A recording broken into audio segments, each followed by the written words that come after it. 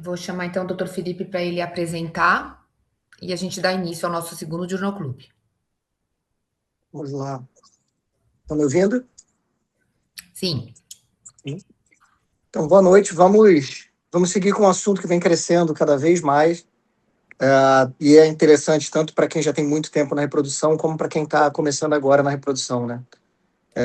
Cada dia que passa, a gente tem mais evolução, cada vez mais artigos científicos estão usando essas informações. Então, a gente vai discutir hoje o que estamos aprendendo com os estudos sobre qualidade ovocitária mensurada pela inteligência artificial.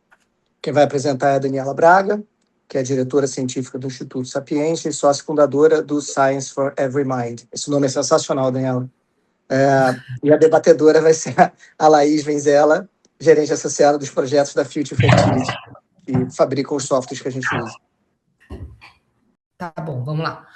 Bom, então todo mundo já sabe, né, da importância do óvulo para o desenvolvimento embrionário. A gente sabe que o óvulo tem uma maquinaria super complexa que influencia o desenvolvimento do embrião desde o início, desde do final da meiose, da conclusão da meiose, início e conclusão da meiose, a clivagem após a fertilização, a formação do blastocisto e o estabelecimento de uma gestação. Hoje em dia, os métodos que são mais usados para avaliar a qualidade ovocitária é a morfologia, a análise morfológica por microscopia, tanto do próprio óvulo quanto da zona pelúcida, das células do cúmulo, corpúsculo polar, espaço perivitelíneo, citoplasma, e vendo assim os defeitos intracitoplasmáticos e extracitoplasmáticos, mas a gente sabe também que essa avaliação é uma avaliação subjetiva e que não tem consenso na literatura sobre qual defeito morfológico correlaciona mais com o desenvolvimento do embrião. Bom, diante disso, apareceu a inteligência artificial como uma ferramenta para ajudar na avaliação ocitária, para ajudar na tomada de decisão, tanto para o médico quanto para o embriologista, e trazendo aí informações valiosas para ajudar o aconselhamento do paciente, para ajudar no aconselhamento do paciente. E quer seja para a tomada de decisão ou para o aconselhamento do paciente, quanto antes a gente tivesse informação, melhor. E aí os gametas, sobretudo o ósito, são um bom ponto de início. Tá? Quando a gente fala de inteligência artificial, é muito engraçado, porque hoje, quando a gente fala de todas as ferramentas que a gente tem, não só na reprodução assistida, parece que sempre teve conosco, que a gente sempre teve, e assim, hoje ninguém mais vive sem o seu assessor, sem o seu chat GPT, ou o que quer que seja que se use, ninguém mais vive sem isso, e parece que sempre teve aqui. Mas quando a gente olha para trás, na reprodução assistida, por exemplo, quando a gente dá uma olhada, eu fiz uma busca, por exemplo, no PubMed, para ver como foi a incidência, como foi o aumento dos trabalhos sobre inteligência artificial e reprodução assistida, e veja só como aumentou bruscamente nos últimos anos. Então, há 3 décadas atrás, em 85, a gente teve um trabalho, e não deve nem ter sido sobre nenhuma tecnologia, apenas citando a inteligência artificial. Em 2005, 62. Em 2015 já começa a aparecer alguma coisa com 167, e no ano passado a gente vê 25.940 citações no PubMed sobre inteligência artificial e reprodução assistida.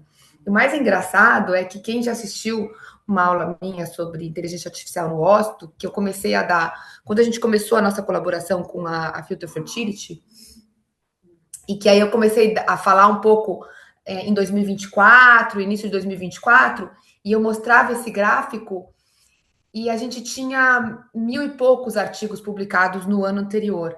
E hoje a gente tem 25 mil, quase 26 mil artigos indexados no PubMed sobre inteligência artificial e reprodução assistida. Realmente o negócio tá indo rápido. Eita. Bom, e como é que a inteligência artificial...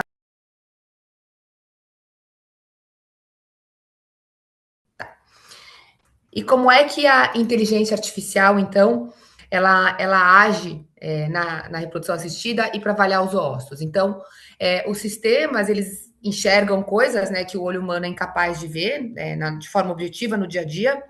Então, o sistema utiliza imagens estáticas, que são capturadas normalmente, imediatamente antes da ICSI, sem necessidade de qualquer manipulação adicional, coloração ou qualquer coisa. E a partir dessas imagens, a inteligência artificial faz uma segmentação automática do ósseo e analisa as diferentes regiões, como zona pelúcida, espaço perivitelíneo e citoplasma.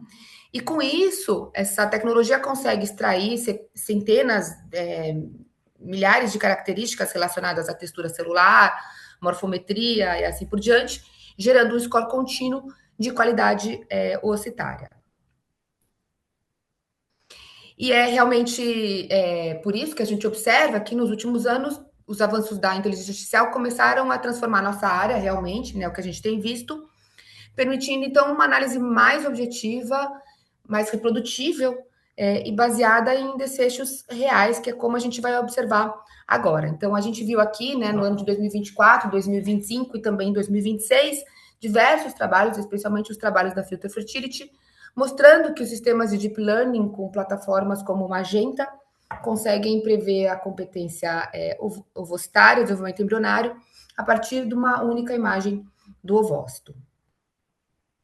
Bom, diante disso, em 2024, o Fertility desenvolveu uma colaboração junto com o Fertigroup, desenvolveu uma colaboração junto com a Filter Fertility, com o objetivo de realizar um estudo utilizando a ferramenta Magenta, que através dessa ferramenta são avaliadas, né, então, as imagens dos ossos em 2D, para detectar, conforme eu disse, características que não são perceptíveis ao olho humano. Por meio dessa tecnologia, o Magenta, o ósseo, ele recebe um score de 0 a 10, e esse score, então, ele é correlacionado com o desenvolvimento do ósseo, do embrião e assim por diante. Tá? Por meio dessa colaboração, a gente realizou diversos estudos, a gente teve muitos estudos que foram apresentados nos congressos, no Congresso Europeu, no Congresso Americano, no Congresso Brasileiro, nos anos de 2024, 2025, a gente espera que a gente tenha bastante coisa apresentada também em 2026. Eu teria hoje 6, 7 trabalhos para apresentar. Infelizmente, eu não vou conseguir apresentar todos eles, então, em outros momentos, se alguém quiser depois entrar em contato comigo, a gente fala mais sobre esses estudos. Mas eu vou tentar apresentar pelo menos 4 ou 5 deles, vamos ver como é que vai ficar o tempo, tá bom? Bom, então eu vou começar por esse estudo, ele foi apresentado no ESHRE do ano passado, apresentação oral do ESHRE do ano passado, e ele foi recentemente publicado na Fertility Sterility Science, que teve como objetivo avaliar se a ferramenta Magenta, se os scores Magentas era capaz de prever a fertilização, o desenvolvimento do embrião, a qualidade do blastocisto e, principalmente, tentar integrar o score Magenta com variáveis clínicas e de qualidade do embrião, para ver se a gente conseguia melhorar a predição da euploidia do embrião. Então, foi um estudo de corte retrospectivo, que foi feito com imagens que a gente mandou para o pessoal lá no Canadá de 2020 a 2024, eles mandaram para a gente de volta os scores Magenta. Esses foram, então, 14.600 zoócitos, recuperados de 2.306 ciclos de ICSI, e a gente observou que existia realmente uma correlação com a fertilização, então um Magenta score maior dentre aqueles ossos que fertilizaram, quando comparados àqueles que não fertilizaram. Em termos de blastulação, a gente também observou uma diferença significativa, então um aumento no Magenta score dentre aqueles embriões que atingiram a fase de blastocisto, quando comparado àqueles que não atingiram. E dentre os blastocistos que atingiram essa fase, a gente observou uma maior qualidade naqueles provenientes de ócitos com Magenta score mais alto, quando comparado com aqueles de baixa qualidade, que tiveram um Magenta score mais baixo. E aí, quando a gente observa uma linha do tempo, né, a gente observa que realmente, quando a gente coloca todos esses achados em sequência, a gente observa que realmente existe um efeito verdadeiro em degraus. Né? Então, a gente observa que existe uma correlação, mas os scores mais baixos, que estão associados com a falha de fertilização, os valores intermediários, quando a gente fala de blastulação, e os scores mais elevados, quando a gente vai falando da qualidade do blastocisto.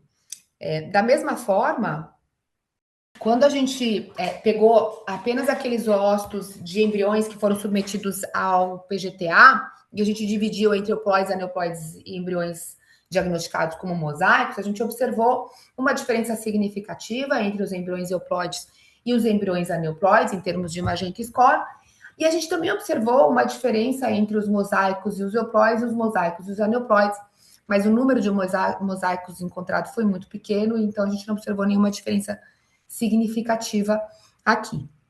Aí, apesar dessa diferença ela ter sido diluída pela variabilidade do desenvolvimento, né, em relação às fases iniciais, a gente observa que a assinatura cromossômica, ela parece, de alguma maneira, a gente sabe que muito provavelmente pode vir do ócito, né, as aneuploidias, mas a gente sabe que, de alguma maneira, essa assinatura cromossômica, ela deve estar expressa na morfologia do ócito maduro.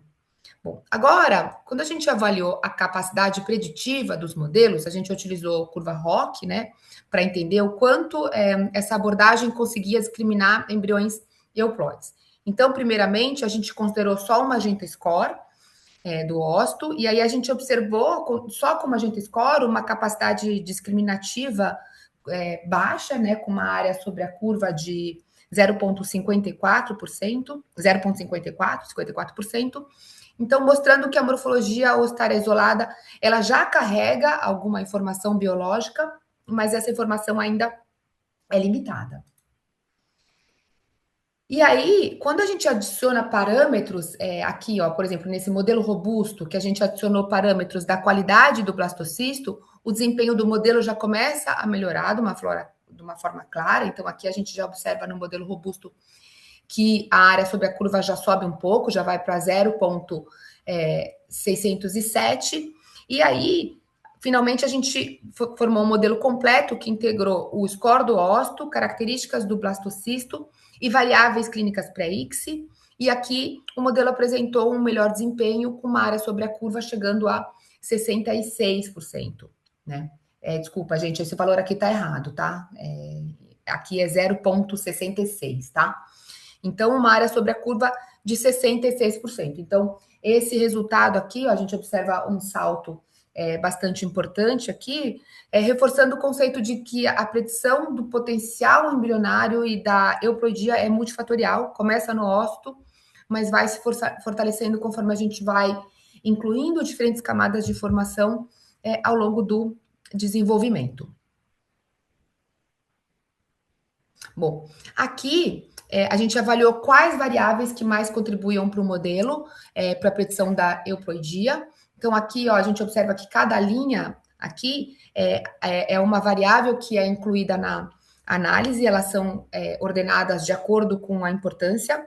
Cada pontinho aqui corresponde a um embrião, e a posição do eixo horizontal indica se aquela característica está associada a maior chance de euploidia ou de aneuploidia. Tá?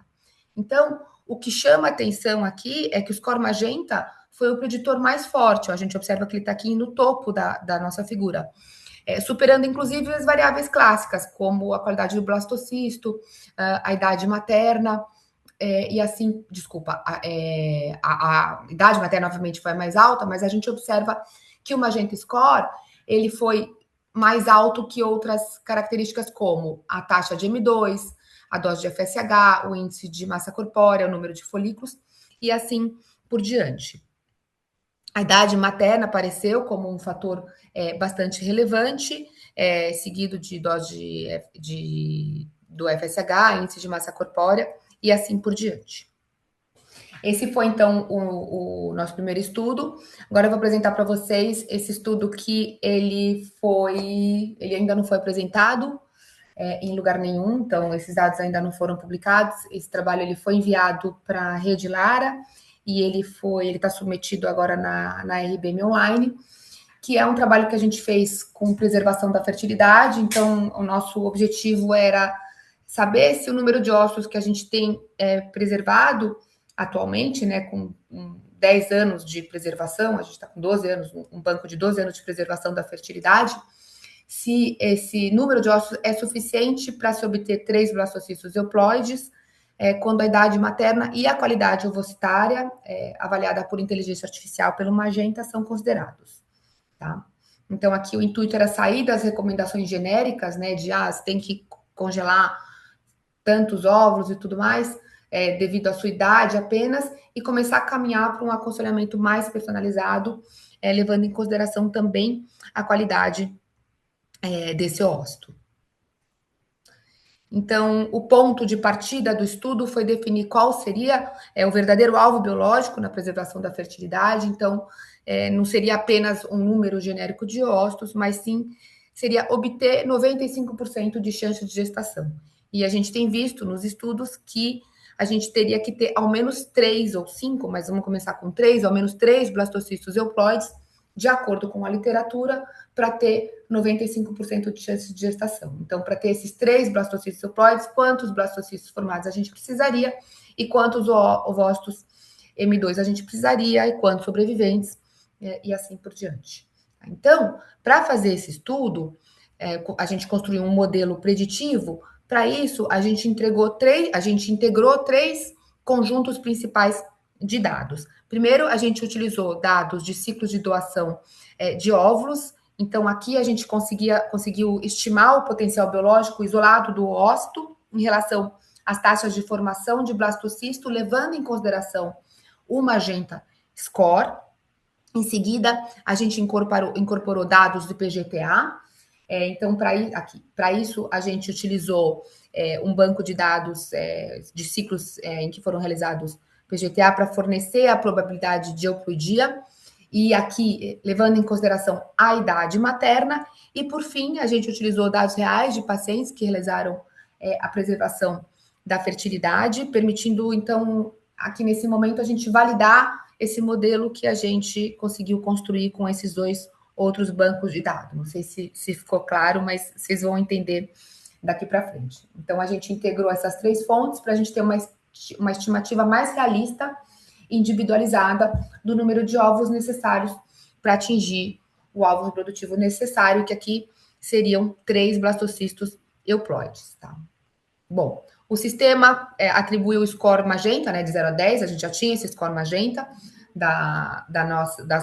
dos nossos ciclos de doação de óvulos, e aí, por meio desses scores, a gente fez uma distribuição, a gente distribuiu a nossa população intercis da corte, então a gente dividiu aqueles ócitos entre magenta baixo, magenta intermediário e magenta alto, e aí a gente calculou a chance de blastulação, considerando, então, a qualidade do ócito.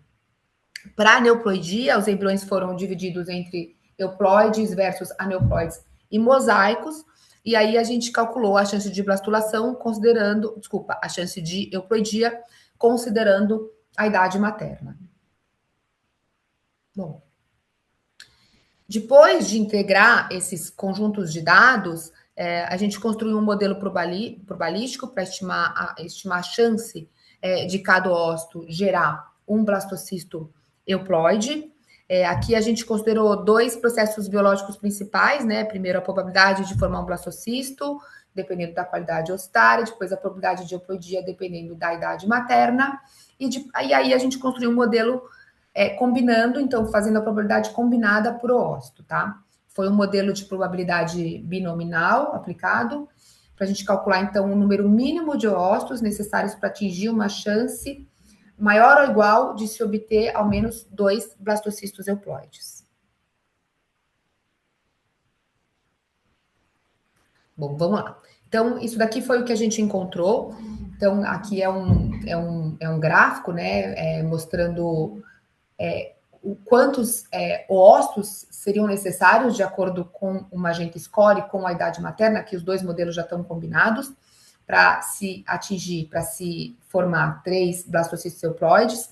Então, vejam que interessante aqui, existe uma diferença muito brusca quando a gente fala de pacientes jovens para pacientes mais velhas. Então, mesmo quando a gente não considera a qualidade ossária, a gente observa que realmente o número aumenta muito. Então, se a gente, mesmo que a gente pegue na qualidade baixa, então mesmo que a gente pegue ossos com uma agente score baixo de pacientes mais jovens, a gente precisaria de 15 ossos congelados para se ter uma chance de 95% de gestação, ou seja, 3 blastocists euploides.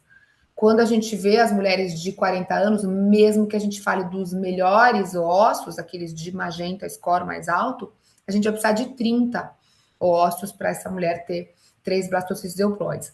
Quando a gente considera a qualidade ossária, então o negócio explode. Então, uma mulher de 40 anos, e a gente sabe que as mulheres mais velhas têm uma qualidade, um magenta score um pouco diminuído. Então, as mulheres com mais de 40 anos, elas chegam a precisar de 53 óvulos de má qualidade para se atingir uma gestação. E se a gente for ver aqui as mulheres mais jovens, elas vão precisar de 9 óvulos de boa qualidade para se ter 95% de chance de gestação. Né?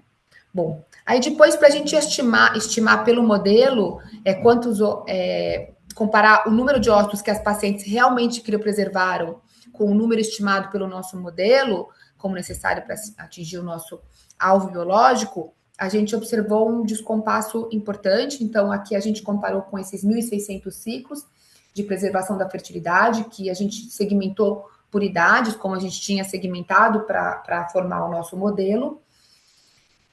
E aí, a gente observou aqui, um descompasso bastante importante em relação àquilo que a paciente precisaria se ela tivesse um magenta score baixo, aqui em roxo, se ela tivesse um magenta score intermediário, ou se ela tivesse um magenta score bom, aqui em verde, e aqui em vermelho, o quanto ela realmente criopreservou de acordo com a idade. Então, aqui a gente vê que aqui, a partir com 30 anos, existe já uma diferença, por incrível que pareça, já existe uma certa diferença aqui, porém, a gente não é uma diferença tão grande, mas aqui, quando a gente observa aqui, que a paciente com mais de 40 anos, ela teve em média 4 óvulos congelados e ela vai precisar de no mínimo 66, num cenário mais otimista possível, que aqui seria quando essa paciente, se essa paciente tivesse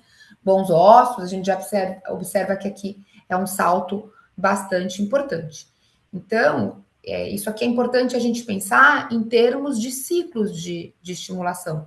Então, para pacientes mais jovens, né, que o rendimento observado é de 8 óvulos, e aí precisaria de, no melhor cenário, 23 óvulos, essa paciente precisaria de 3 ciclos de reprodução assistida para atingir esse número de óvulos. E com mais de 40 anos, essa paciente precisaria de mais ou menos uns 30 ciclos. Né? Então, isso daqui fica inviável. Por isso, a importância de se aconselhar a paciente. Depois a gente pode discutir um pouco isso, mas o que a gente observa hoje em dia, o que a gente escuta falar, sobretudo na mídia e nas redes sociais, enfim, é que as pacientes têm que congelar os seus óvulos e que fulana conseguiu ter filho com 50 anos, mas congele seus ovos e tudo mais, e as mulheres chegam para congelar os seus ovos muito tarde, e não tem jeito, a realidade venha congelar seus ovos com menos de 30 anos, que a sua chance de ter uma gestação, caso você precise desses ovos no futuro, é muito mais alta. Bom, seguindo, eu vou apresentar agora esse estudo que ele foi apresentado no ESHRE do ano passado, e o estudo completo foi submetido, ele está submetido para alguma revista, aí, não sei se é Fertility Sterility, esse trabalho está submetido em alguma revista, e nesse trabalho aqui, a gente mudou um pouquinho de assunto, né? A gente tentou investigar aqui se a suplementação com LH recombinante podia ter um efeito, dependendo da idade, sobre a qualidade ossária, medida pelo score de inteligência artificial, pelos parâmetros morfocinéticos e os desfechos clínicos em ciclos de ICSI. Então, aqui a gente utilizou uma corte de quase 2.000 ciclos de ICSI, de um pouco mais de 12.000 ócitos. O problema é que essa corte ela era muito diferente, então a gente tinha muito mais embriões que muito mais ciclos em que a estimulação ovariana controlada foi feita com FSH recombinante mais LH recombinante, e a gente tinha menos ciclos em que foi utilizado exclusivamente o FSH recombinante. Então, o que a gente fez? A gente aqui fez uma solução para um balanceamento. A gente, como a gente sabe, né, que o fator idade é um fator de confusão muito importante, então a gente fez aqui um propensity score matching usando um overlap weighting, que é uma maneira que você consegue balancear a idade nos grupos sem que você perca ciclos, como, por exemplo, num matching convencional. E aqui a gente consegue criar uma pseudopopulação que é perfeitamente balanceada entre os grupos em termos de idade, né? Então, isso permite comparar os efeitos das estratégias de estimulação de uma maneira mais robusta e mais fidedigna, né? E além disso, a gente depois dividiu essa população inteira também em idades, em pacientes com menos de 36 anos, de 36 a 38 e mais de 38 anos. E aqui a gente refez o propensity score matching nessas populações também, tá? Bom, então o que a gente observou? Primeiro, quando a gente observou o grupo inteiro na análise total, apesar da gente ter observado, aqui não aparece, porque a diferença, esses aqui são os parâmetros morfocinéticos, tá? Entre os embriões provenientes dos ciclos estimulados com FSH recombinante mais LH e aquele de cinzinha estimulado exclusivamente com FSH. Apesar da gente observar uma diferença em alguns tempos morfocinéticos aqui, a diferença é muito pequenininha e apesar de ser significativa, sobretudo por causa do N, o N é muito grande, a diferença foi muito pequenininha e a gente quase não consegue ver aqui. Em termos de resultados laboratoriais, a gente observou uma diferença significativa na fertilização e na blastulação em favor do FSH com LH para o grupo total. Para as pacientes mais jovens, aqui a gente também observou algumas pequenas diferenças nos tempos morfocinéticos, mas em termos laboratoriais, a gente observou apenas uma diferença significativa em termos de fertilização, não observamos nada em Magenta Score, nada em Kid Score e assim por diante, também em favor do FSH com LH. Nas pacientes medianas de 36 a 38 anos, a mesma coisa. Aqui a gente observou ainda uma menor diferença ainda nos termos em tempos morfocinéticos, só a fertilização que deu diferença também para o FSH com o LH.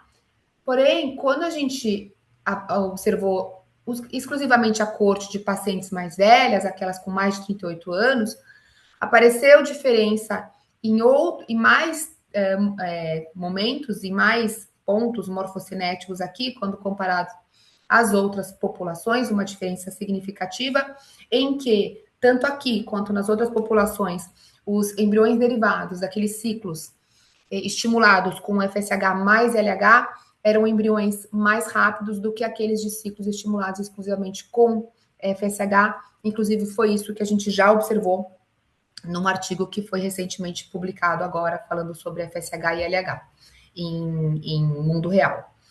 Em relação aos resultados laboratoriais, aí aqui sim, nas pacientes mais velhas, a gente já começa a ver, a gente já observa um aumento no score magenta para aquelas pacientes mais velhas, quando estimuladas com LH, um aumento no KIT score, aumento na fertilização e um aumento na blastulação. Quando a gente olha os resultados clínicos, a gente não observa nenhuma diferença significativa para nenhum dos grupos, para implantação e para gestação cumulativa, que é a gestação cumulativa, aqui também é nascimento vivo cumulativo, mas a gente observa que em pacientes medianas e pacientes mais velhas, existe uma diminuição significativa no abortamento em favor do uso do LH, e para as pacientes com mais de 38 anos, a gente também observa um aumento significativo na taxa de nascimento vivo cumulativo para pacientes estimuladas com LH e FSH. Tá? Bom, além disso, a gente fez mais um teste, levando em consideração uma modelagem de idade diferente. A gente utilizou aqui Spine cúbicos restritos. Aqui a gente não divide de uma forma tão preto no branco a idade, a gente consegue aqui delinear uma curva mais curva, um modelo mais flexível, não linear, entre a idade materna e os efeitos do tratamento. E aí, quando a gente observa o efeito do LH nos resultados clínicos, a gente observa que existe realmente um aumento com a idade. A gente vê que a curva ela vai ficando mais inclinada, tanto para implantação, para gestação, apesar de não ter dado significativo para gestação cumulativa e implantação, a gente observa que conforme a idade vai aumentando, essa linha vai ficando mais curva, ou seja, o efeito vai aumentando, principalmente para nascimento vivo, e vai diminuindo para abortamento. Então, é isso. Gente, seguinte, Maite, me ajuda aqui. São 7h40. Eu teria mais 2 estudos para apresentar, mas eu acho que seria mais importante a gente parar por aqui, por enquanto, e discutir. O que você acha, doutor Felipe? E eu volto outro dia para falar dos estudos. Esses outros estudos são com o fator masculino. Por mim, o artigo está interessantíssimo. Não sei o tempo do resto do pessoal, mas das duas formas funciona. A Maite tá aí? Tô aqui, mas você que manda, uai. Você quer mais? Pois é, porque tá interessante, tá, então fica ruim, dá vontade de continuar ouvindo. Uai, eu acho que você pode continuar, tenta, sei lá, Vou falar bem tenta dar uma rapidamente. prestada, mas está tranquilo, não acho que está denso, está bom para... Tá, Não, tá ótimo, tá ótimo. Tá bom, pode tá. continuar um pouquinho, vai. Eu também não Tá, tenho qualquer coisa você me manda um WhatsApp, Maite. Você me liga Que aqui. isso, não? Você que é a chefe aí, manda lá. Tá.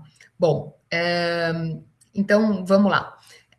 O que acontece? O Magenta Score, depois a Laís me corrige se eu estiver errada, mas o Magenta Score ele foi construído, né, levando em consideração um monte de dado para se atingir aquele valor preditivo que ele tem, diversos dados e relacionados à morfologia do ósseo, e a gente viu que correlaciona com a fertilização, formação de blastocisto, aneuploidia.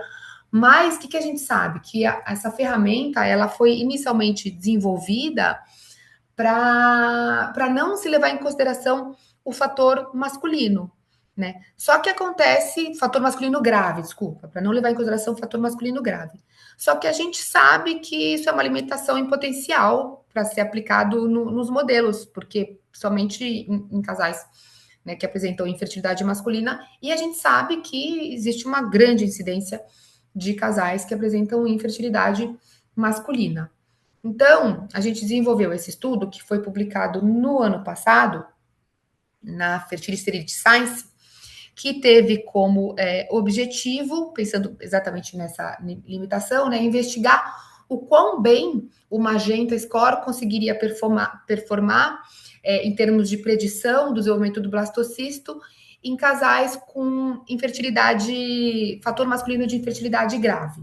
Né? Então, para isso foi um estudo retrospectivo, mais uma vez, de corte, em que também foram avaliados 14.600 ósseos de 2.000 e poucos ciclos de ICSI, e a gente considerou aqui fator masculino grave quando severe, né, grave, quando esses pacientes tinham menos do que 5 milhões de espermatozoides por ejaculado. E aí a gente dividiu esse grupo no grupo que tinha, né, o fator masculino grave e o grupo que não tinha fator masculino grave, sendo 200 ciclos com fator masculino grave e 1.950 ciclos com fator masculino grave, né? E esses ciclos de fator masculino grave, eles foram distribuídos aqui, a gente tinha 60% em que eram espermatozoides ejaculados, mas com uma oligospermia e questões de motilidade e morfologia. A gente teve 27% dos ciclos com azospermia obstrutiva, que nesses casos os espermatozoides obviamente foram recuperados do epidídimo, e a gente teve 13% dos ciclos, apenas 26 ciclos, com azospermia não obstrutiva, e aqui obviamente os espermatozoides foram recuperados dos testículos, né? Em relação às características demográficas, a gente observou apenas uma diferença significativa em termos de idade paterna. Obviamente, a gente observou uma idade paterna mais avançada naqueles casos com fator masculino grave, quando comparados àqueles com não fator masculino.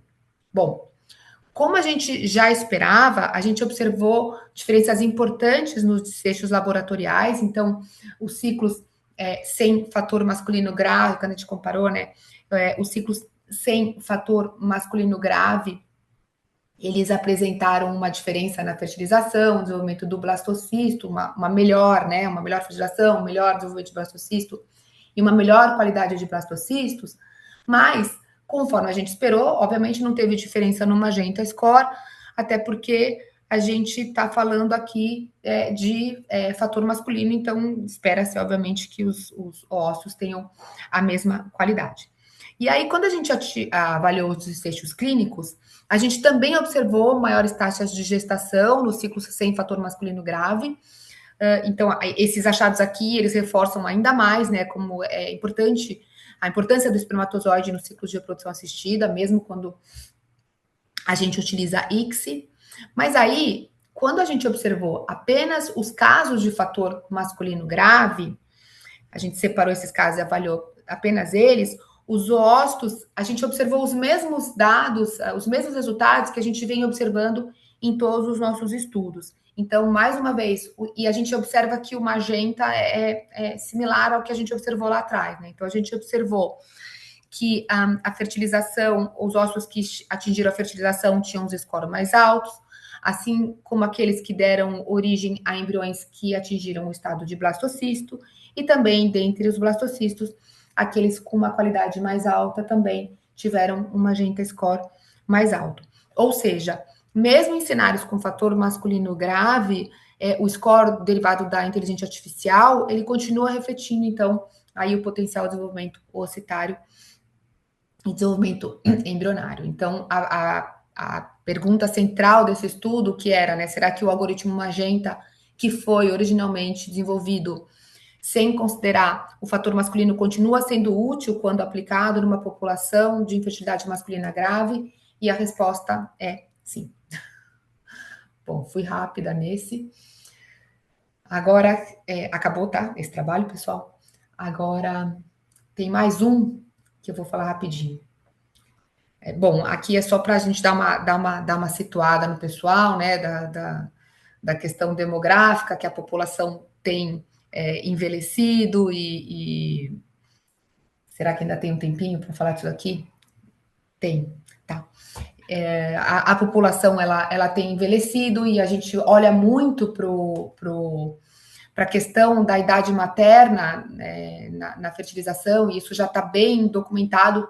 Tem se falado também da idade paterna, mas obviamente fala-se muito menos da idade paterna nos resultados do ciclo de reprodução assistida. Mas a gente sabe que a idade paterna avançada ela já foi associada diversas vezes com a saúde da prole, qualidade seminal, piores desfechos reprodutivos, fragmentação do DNA espermático e assim por diante. Mas a gente sabe também que o ócito, ele tem uma maquinaria. A gente também sabe que o ócito, ele tem uma maquinaria própria que é capaz de reparar alguns danos do DNA paterno, alguns danos paternos, especialmente esses danos relacionados à fragmentação do DNA espermático.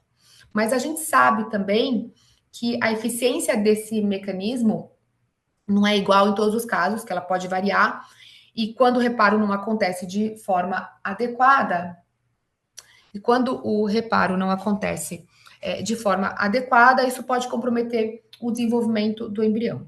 Então, pensando nisso, o que a gente pensou? A gente pensou, será que o Magenta Score, ele é capaz de nos mostrar, ele é capaz de nos ajudar a identificar em quais situações esse mecanismo de reparo do ócito é capaz de compensar ou não possíveis danos associados a espermatozoides de homens mais velhos? Então, será que o Magenta Score, quando o Magenta Score é mais alto em homens mais velhos, será que o resultado de fertilização e desenvolvimento do embrião é melhor? Então, a gente pegou 13.600 imagens de 3.600 ciclos de ICSI. A gente dividiu primeiramente em idade paterna maior do que 40 anos e menor do que 40 anos. E dentro dessas idades paternas, a gente dividiu em Magenta Score, então Magenta Score acima de 6.4 e menor do que 6.4. Por que 6.4? Porque 6.4 foi onde a gente dividiu a população exatamente em dois, tá? Então, percentil 50% para cima, percentil 50% para baixo, tá? E para os homens mais velhos, também com Magenta Score, embriões provenientes de ossos com Magenta Score mais do que 6.4 e menos do que 6.4. Aí a gente observou fixação, blastulação, qualidade do blastocisto e o status cromossômicos. A gente também observou gestação, implantação e abortamento, mas aqui a gente usou uma variável por ciclo, então a gente fez a média do Magenta Score, dos ossos irmãos daquela corte para correlacionar com gestação, implantação e abortamento. E o interessante que a gente fez nesse estudo, que a gente fez esses modelos de interação, em que a gente conseguia observar se o efeito da idade paterna nos resultados seria modulado pelo Magenta Score ou pela idade materna. Bom, então o que a gente viu? Primeiramente, a gente viu que o Magenta Score, ele é capaz de atenuar a qualidade do ósseo, né? Quando eu falo de Magenta Score, obviamente vocês entendem que eu estou falando da qualidade do ósseo. Ele é capaz de atenuar os efeitos negativos da idade paterna na blastulação. Já em termos de aneuploidia, a gente observa que a idade paterna avançada tem um efeito independente na euploidia. Por quê? Porque a gente observa aqui, ó, que pacientes que embriões derivados de pais mais novos, né, com baixa idade paterna, eles têm uma euploidia, desculpa, ao contrário. A gente observa aqui que embriões provenientes de pais mais velhos têm uma euploidia mais alta, independentemente do Magenta Score. Então, quer seja o Magenta Score mais alto ou mais baixo, a euploidia não vai fazer diferença. Aí, quando a gente observou o modelo multivariado, o que a gente observou que foi interessante, mostrar aqui o mais interessante de todos? A gente observou uma interação para a formação de blastocisto entre a idade paterna e a idade materna, ou seja, existe um efeito conjunto dessas duas idades, como a gente esperava, e a gente também observou um efeito conjunto do Magenta Score e da idade paterna para a formação de blastocisto. Então, quanto menor a idade materna e maior o blastocisto, a idade materna mais baixa e o Magenta Score mais altos são capazes de atenuar o efeito negativo da idade paterna avançada na chance de blastulação. Bom, em termos de qualidade de blastocisto, a gente observou o que é óbvio, né? A gente observou o Magenta Score, o efeito do Magenta Score e o efeito da idade materna apenas. E em termos de chance de euploidia, a gente observou uma interação apenas da idade paterna e da idade materna. Tá? Que diz que para cada aumento no desvio padrão, a cada aumento adicional no desvio padrão, que aqui foi de 3 a 4 anos, tá? Da idade materna, levaria a um efeito negativo da idade paterna na chance de euploidia aumentado em 6%.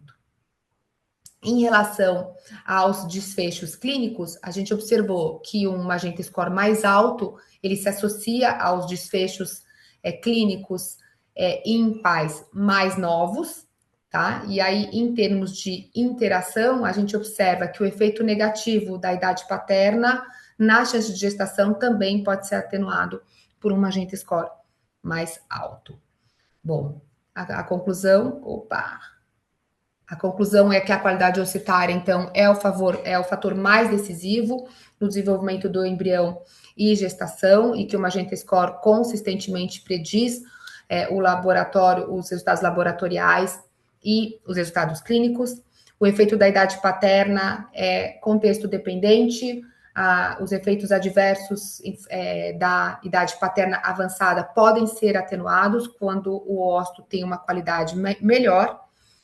A idade materna continua sendo o fator mais crítico. Um aumento na idade materna afeta de maneira negativa todos os resultados clínicos e laboratoriais, como a gente sabe, mas isso também é amplificado pela idade paterna, quando se trata de euploidia, de aneuploidia, e obviamente combinar a qualidade orcitária, o acesso da qualidade orcitária com as idades maternas e paternas podem trazer aí um valor preditivo muito mais alto e melhorar o aconselhamento do que considerar cada fator de maneira independente.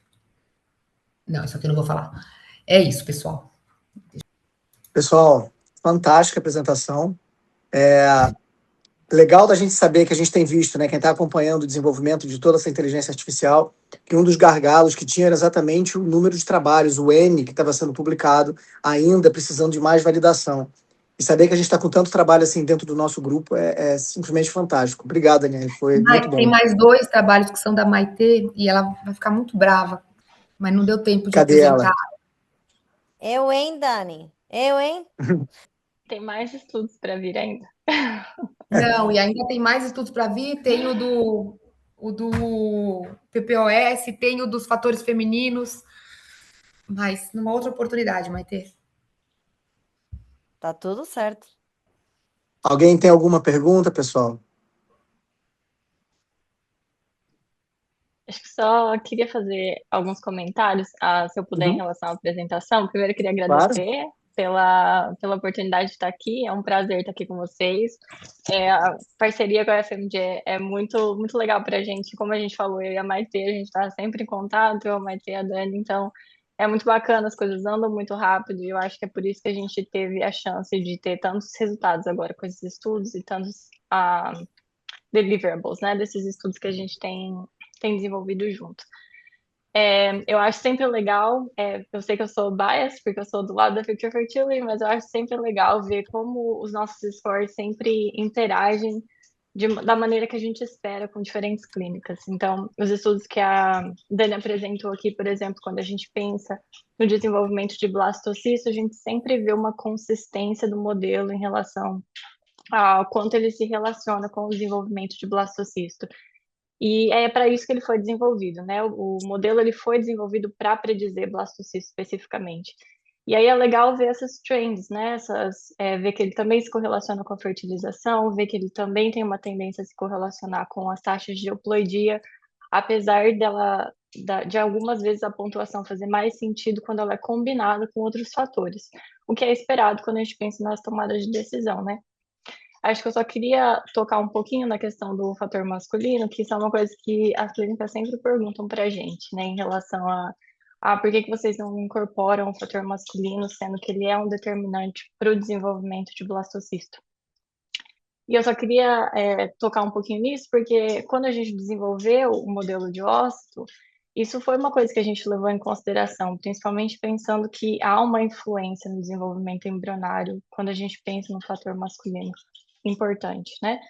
Mas a gente já tem tantas ferramentas para avaliar o fator masculino, então, para avaliar mobilidade, concentração, fragmentação do DNA espermático e outras ferramentas, mas a gente, como a Dani pontuou, não tem uma forma padronizada ainda de avaliar a qualidade do ósseo de forma independente. E a gente não sabe especificamente o que a inteligência artificial está olhando para esses ossos, mas a gente vê que ela está identificando coisas que não são visíveis a olho nu. E agora o nosso próximo passo é mais caminhar no sentido de entender um pouco melhor de onde vêm essas predições. Mas voltando para o fator masculino, a gente vê que existe um leque, um gap ali quando a gente pensa a gente encontra o fator masculino, a gente sabe que o problema está no esperma, porque a gente tem todos esses métodos de avaliar o esperma, mas é difícil ainda, se você não usar a inteligência artificial, não tem um padrão ouro para te falar se o problema está no óvulo. E existem muitas mulheres que elas passam por vários ciclos sem saber que o problema está especificamente no óvulo. Então, a gente ainda não conseguiu integrar o fator masculino no nosso modelo, principalmente porque a gente queria trazer essa informação adicional, que é especificamente da mulher, para entender se o problema está no óvulo. Então, talvez o próximo ciclo seja melhor ela ir para um caso de doação de óvulos, por exemplo. Então, é sempre algo que as clínicas perguntam, mas eu acho que é legal trazer um pouco a perspectiva de por que ele não foi incorporado ainda. A gente sempre olha para isso, mas a gente ainda não conseguiu incorporar porque é difícil. Se a gente incorporar, a gente não vai conseguir isolar o fator ovocitário. E aí a gente sente que perde uma informação importante, principalmente quando a gente pensa no planejamento para o próximo ciclo. Ou para as mulheres que vão congelar os óvulos, por exemplo, a longo prazo, muitas vezes elas congelam os óvulos e elas nem têm um parceiro ainda. Então você não sabe se existe um fator masculino importante ali ou não. Então, mais no sentido de trazer essa informação especificamente do óvulo para informar o congelamento e o próximo ciclo também. Queria só pontuar que eu sei que isso é algo que as pessoas sempre perguntam para a gente. Mas foi super interessante a apresentação, Dani. Eu acho que tem tantas coisas que eu acho que eu comentaria sobre tudo que a gente tem aprendido. É tão legal ver os diferentes casos que a gente tem, como a gente pode contribuir, na verdade, com as clínicas. Foi muito interessante o jeito que você combinou todas as informações para trazer. Ô, Laís, no desenvolvimento de vocês na Future Fertility, vocês estão vendo alguma coisa desses modelos multimodais para começar a incluir o time-lapse? Estão vendo isso já? Para dar uma aumentada? Além dos espermatozoides, né, que você já falou. Boa pergunta. Eu acho que esse é o nosso objetivo primário, no final de tudo, é tentar compilar todas essas informações para trazer uma predição mais concreta. Acho que são vários fatores. Bom, gravidez é o que a gente mais quer saber, né? Como é que a gente prediz gravidez de maneira eficaz. E eu acho que o que a gente caminha agora é para tentar fazer uma integração mesmo de todos esses modelos. Então, se a gente tiver informação do espermatozoide, do óvulo e do endométrio, por exemplo, e da qualidade do embrião, como é que a gente pode combinar todas essas informações para trazer uma predição eficaz de gravidez, né? Uma predição realística de gravidez. Então, com certeza, isso é algo que a gente explora e a nossa tendência agora é tentar incorporar tudo isso que a gente tem desenvolvido para um modelo final de previsão de gravidez. Ainda é algo a longo prazo, acho que a gente já está aprendendo muito com todos esses estudos, mas é por isso que é tão importante investigar todos esses desfechos isoladamente para entender qual que é a melhor forma de incorporar todos eles no futuro. E tem alguma atualização do FDA? Como é que está o processo de aceitação? Ainda em processo, a gente está trabalhando numa submissão que provavelmente vai acontecer em 2 meses, e aí vamos ver se a gente vai conseguir, mas estamos caminhando. Bom, muito bom. Parabéns também. Estamos em tantos países, mas os Estados Unidos ainda é um bloqueio ali, mas é um dos mais difíceis, um dos mais difíceis mesmo de entrar, né? Mas vamos ver se esse ano sai. Vai sair. Alguém mais alguma pergunta, pessoal? Podemos encerrar então, Daniela? Claro. Daniela tem que descansar agora, que, pelo amor de Deus, foi muito trabalho condensado numa explicação só. Louco, gente. Obrigado a todo mundo por ter participado. Obrigado às duas, Obrigada claro. a você, viu, também, doutor e Laís, por terem vindo. Eu que agradeço. É um prazer estar aqui e conhecer todo mundo.